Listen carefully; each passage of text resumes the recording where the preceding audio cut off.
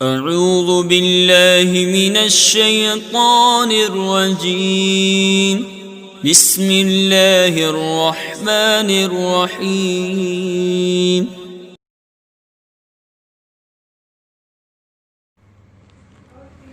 بسم اللہ الرحمن الرحیم۔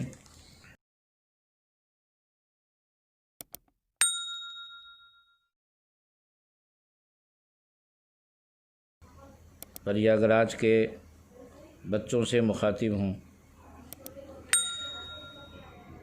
آج کے سبق میں اصول حدیث کی مشہور و معروف کتاب نزہۃ النظر شرح عربی نخبۃ الفکر کا درس دیا جائے گا۔ چونکہ یہ پہلا دن ہے، اس لیے آج مصنف کی سیرت اور سوانح سے متعلق کچھ باتیں آپ حضرات کی سماعت تک پہنچائی جا رہی ہیں۔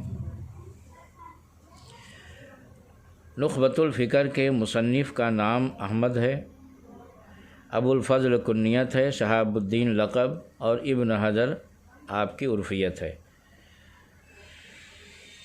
حافظ موصوف ابن حجر کے لقب سے مشہور ہیں۔ جد امجد کا لقب بھی ابن حجر تھا، پس یا تو آپ نے بطور تفاعل اپنا لقب ابن حجر رکھا یا آل حجر کی نسبت سے ابن حجر مشہور ہوئے، جیسا کہ ابن عماد حنبلی نے لکھا ہے۔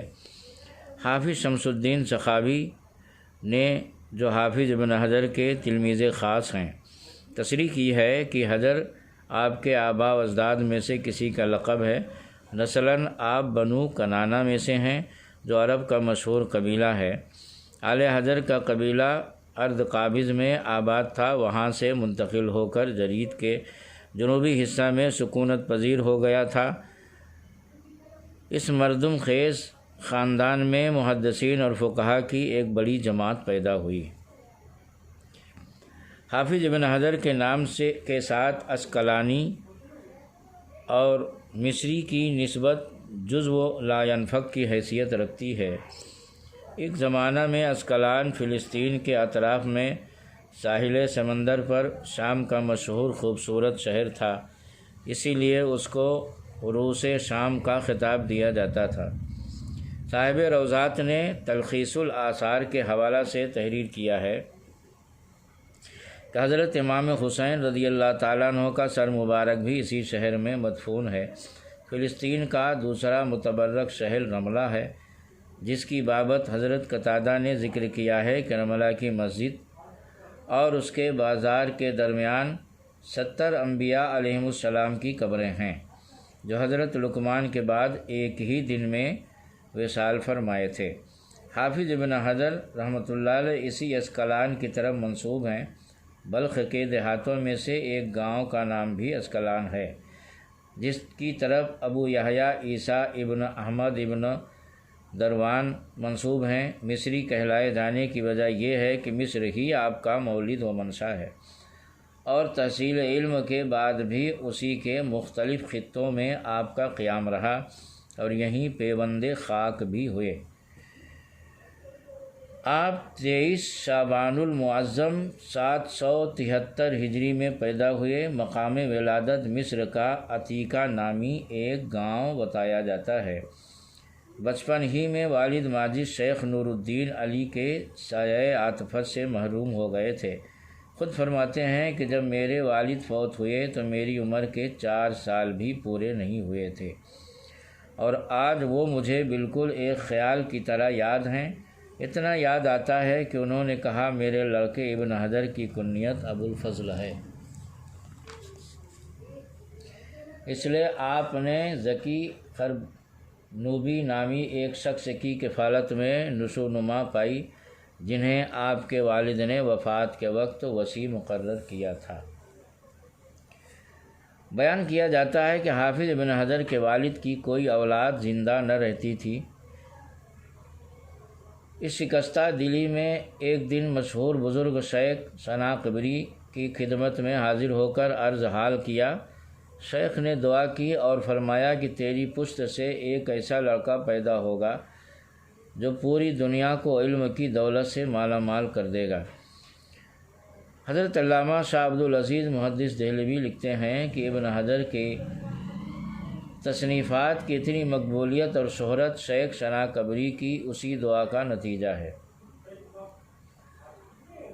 باقاعدہ تعلیم کا آغاز کرنے سے پہلے مصر ہی میں شیخ صدر الصفتی شارح مختصر التبریزی سے کلام پاک حفظ کرنا شروع کیا۔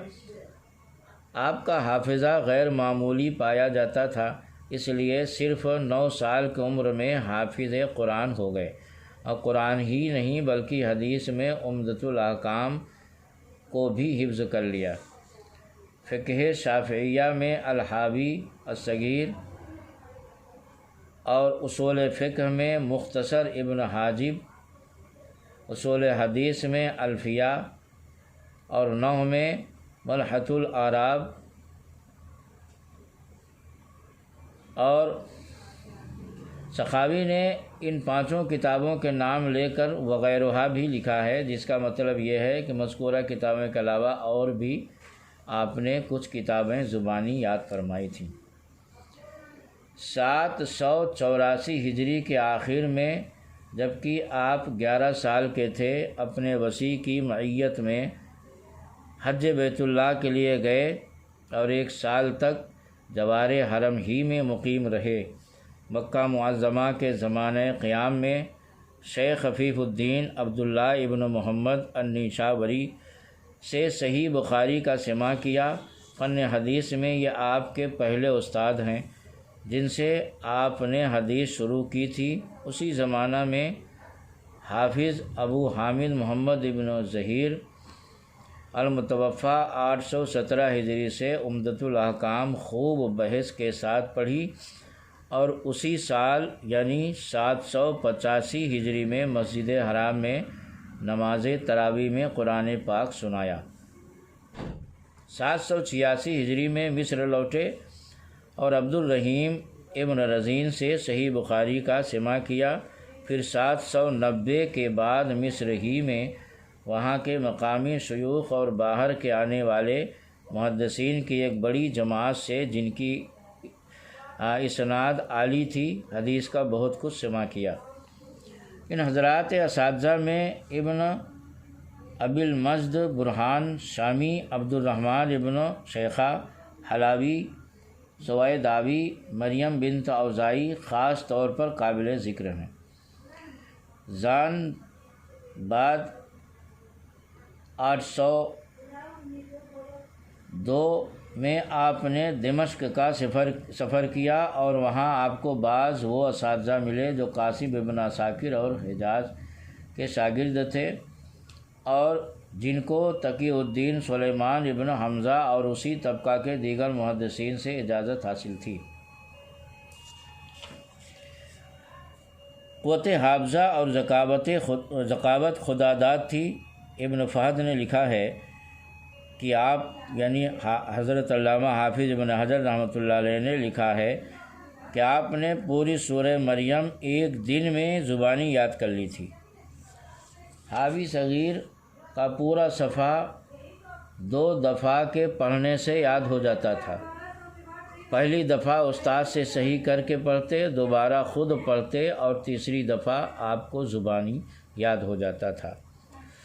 یہ ہے حافظ ابن حجر رحمۃ اللہ علیہ کی مختصر سیرت اور سوانح، جس کو آپ حضرات کے سامنے بیان کیا گیا۔ انشاءاللہ کل اصول حدیث کا موضوع غرض غایت اور تعریف، اور اس کے بعد خطبہ کا ترجمہ پیش کیا جائے گا۔